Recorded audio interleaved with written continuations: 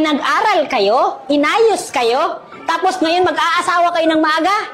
Hindi masama na nakapag-asawa ka ng maaga. Pero isipin nyo ha, pinag-aral kayo ni mama, ni papa, may baon pa, may bagong damit, tapos nabuntis kayo. Tapos pag nabuntis kayo, ito pa yung masakit. Lahat ng pampers, lahat ng gatas, polvos, lampin, vitamins, sila yung gagasto.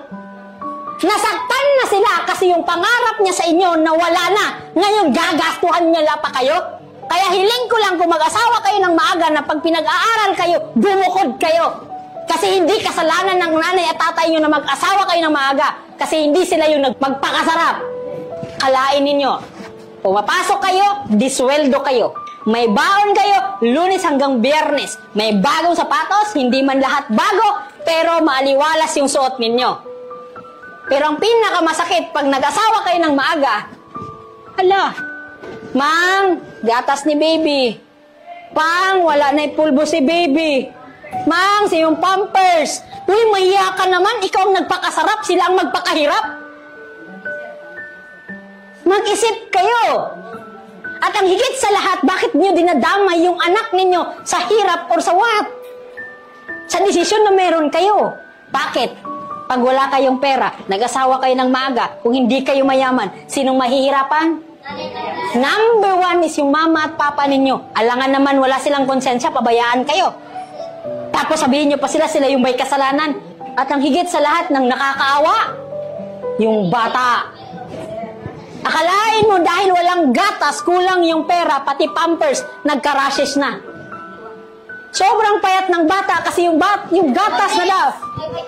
Walay vitamins. Guys, kung miserable yung buhay ninyo, huwag ninyong idama yung magiging anak ninyo. Parang awa nyo na. Masarap magjowa, oo. Pero please lang naman, huwag kayong pumasok sa kwarto kung wala pa kayong pambili ng pampers, wala pa kayong pambili ng gatas. Sir, wala man minisunod o kwarto. Naaman mi sa kasagingan. Patay! Natatawa kayo. Pero ulitin ko, huwag kayong pumasok kung nagjojowa kayo. Huwag kayong magpapasok sa kwarto. Akin lang, pinag-aral kayo, pumapasok kayo, disweldo kayo. May baon kayo, Lunes hanggang Biyernes. May bagong sapatos, hindi man lahat bago, pero maaliwalas yung suot ninyo.